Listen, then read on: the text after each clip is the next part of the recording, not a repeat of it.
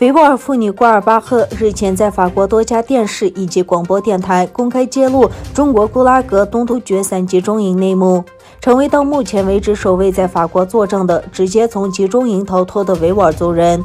瓜尔巴赫曾在回东突厥3探亲时被抓捕，并被关押3年。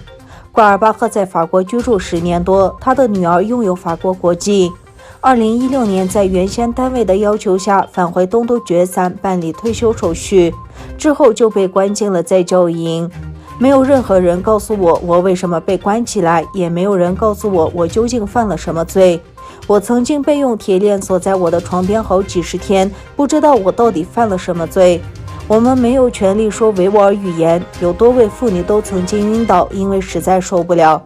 瓜尔巴赫透露，在精神与体力的双重折磨下，他只好无奈向警方坦诚罪行。目前，瓜尔巴赫准备将集中营中的悲惨遭遇出版成书，题目为《布拉格幸存者：维吾尔族幸存者的第一个证词》。瓜尔巴赫的女儿与他失去联系之后，迅速向媒体传递信息，并向法国政府呼吁。在法国外交部的反复交涉之下，瓜尔巴赫才得以去年夏天返回法国。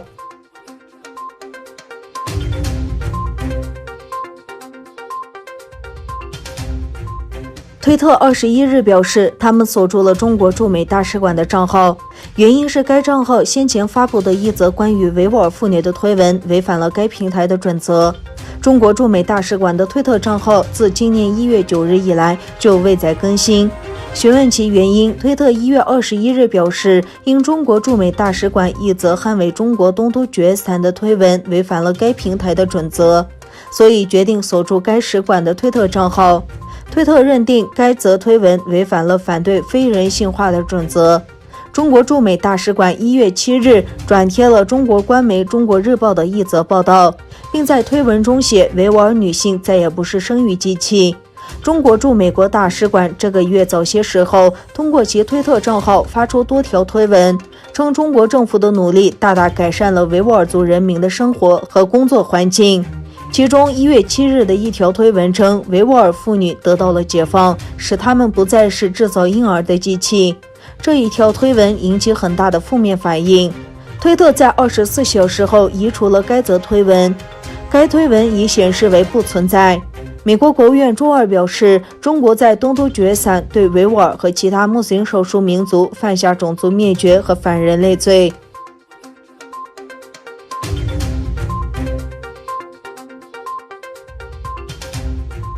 中国单日确诊病例数升至150例，在首都北京对入境者实施的14天隔离期增至28天。在首次出现武汉病毒肺炎的中国，过去24小时发现118病例。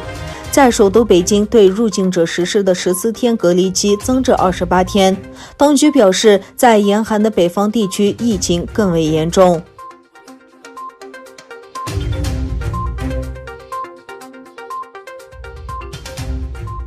乔拜登就任美国第46任总统的讲话给北京当局提供了灵感。北京祝贺他就任总统的同时，借用他的话表示，中美关系也需要团结。而拜登最近提及的民主也被北京用来对他晓之以理。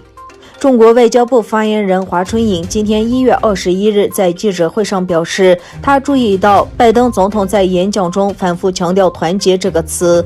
华春莹说，这正是现在中美关系所需要的。在特朗普领导下，美国与中国展开了贸易战和技术战，导致双方关系跌至历史最低点。华春莹还借用拜登讲话的另一段称，如果双方合作，中美关系中的仁慈天使将战胜邪恶势力。